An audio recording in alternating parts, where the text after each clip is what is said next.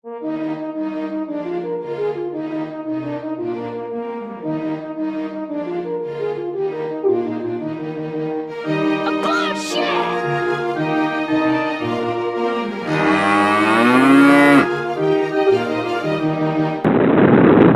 boys and girls, in our undying mission to bring you the bullshit as soon as it's spotted, we'll have to talk about Mr. Robert Kelly. So I saw this press conference, and the first thing I have to say is it kind of looks fake.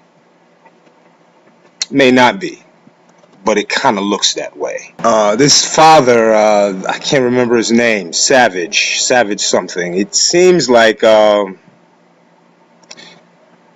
kind of seems full of shit a little bit. Apparently, he brought his daughter to R. Kelly under the assumption that he was going to somehow help her music career. Now, here's the big red flag for me.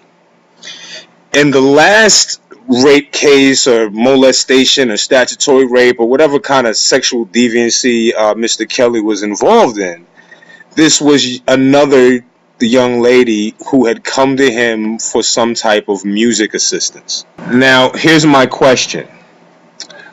With the exception of Aaliyah, who has Robert Kelly been involved with in terms of their stardom? Now, I remember Changing Faces or Moke and Steph? No, it wasn't Moke and Steph. It was those damn girls' names. It was two girls. I can't remember the name of the group. I'll Google it later. But, I mean, I don't see R. Kelly being pivotal in a lot of these women's careers, with the exception of Aaliyah. And he was only on one album, and, thank goodness she got away from him. But there's a much bigger issue.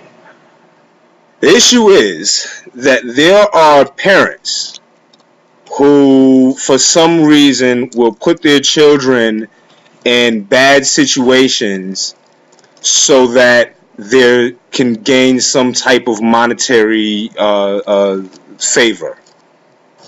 That's a problem for me. This is a man who publicly states that he likes young women. Now, here's my thing. If you're saying that you want women that are at least 18, the likelihood that you'll fuck a 16-year-old or a 15-year-old seems possible, at least. Now, apparently, from this press conference, there was a young lady who basically stated that R. Kelly kind of has a whole bunch of little girls, young girls, and he's got them under some type of mind control, like some type of pandering situation. Maybe he's not selling their,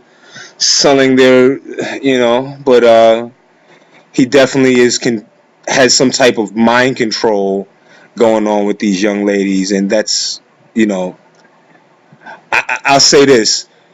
It seems like you got this guy. I don't know whether the woman who he said was his wife is the girl's mother, because she was, very quiet, but, who knows. But it just seems like a young lady that has a father, like a real dad present, wouldn't fall victim to this shit, This is very creepy. It seems like, judging from the fact that the police weren't involved in this press conference, and it seems like, this guy kind of called his own press conference and used the internet, which, hey, whatever. But the issue is,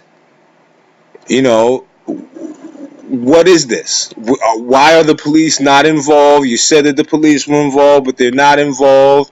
And, quite frankly, he got off the last time. And then he made jokes about peeing on people. Y'all forgot the candy shop, right? Y'all forgot about that, I'm sure. Our community, black people in general, but I mean American society in general, we give too many people passes, and everybody shouldn't have rights, especially if you're a fucking pedophile. You know, we complain about these single mothers raising these children, and we complain about the state of the youth, but look at the adults in the situation. Like, we are all watching, and is anyone really saying, look, this is fucked up? If this person is not in jail, then this person should, R. Kelly makes money off royalties because y'all still love Step in the Name of Love. That shit still plays in the club. Y'all aren't looking at the DJ like he's fucking crazy when he plays I Believe I Could Fly. Y'all don't call the radio station and say you don't want to hear that shit. But I find it funny that as soon as some allegations come up with someone who's been in the, had more positive influence on the black community, like a Bill Cosby, no one has any reservations about removing not only his entire body of work, but then not allowing him to work anymore. R. Kelly still does shows. Niggas are still doing songs with R. Kelly. I don't get it. I'm not going to talk about this long. Enough people have pontificated about this issue. I just want to make sure that the good people at NoBullshit.com and I Call Bullshit Radio, we want to let you know that we in no way, shape, or form support R. Kelly, and hopefully he finds his way in a jail cell soon. Thank you. Good night. Or good day.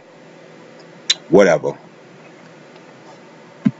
Today, for months in, years in, until he released these girls and put them back where they belong. My daughter was off in college at the time, and I haven't seen her since. I had an encounter with R. Kelly, and I lived with him at another location that's not far from here. I've participated and witnessed a lot of acts that I did not agree with, and the way he manipulates each and every woman that comes around. I'm blessed to have a strong will mind, and the things that I've witnessed. I have a 17-year-old daughter myself, and I always thought this to be my daughter. I've been reading the blogs. Everybody's saying that, oh, we're lying. R. Kelly's not this monster. He's not that person. I've always been a fan of R. Kelly from day one. I was always defending him until I got behind closed doors. I've reached out to the Savages as well as Isabel Clary parents because I saw both of their daughters and I did not like what I was seeing. Again, I felt like if this was my daughter doing this, I would want somebody to come out to me and help me. So I've been with them and just giving them as much information that I've seen, just living in the house with them. And it just took a whole bunch of encounters that finally I got the willpower to just walk away. So I've been gone since last summer, but I've stayed in contact with them after I left and gave them as much updates that I could give them as far as the conditions that's treated, where you have to ask to be, take a bath, permission to shower, to eat, permission to go from one room to the next. He really manipulates your mind because of who he is.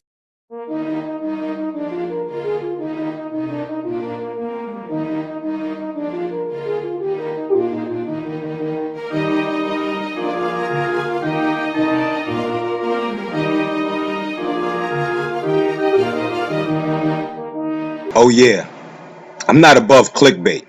I'm a piece of shit.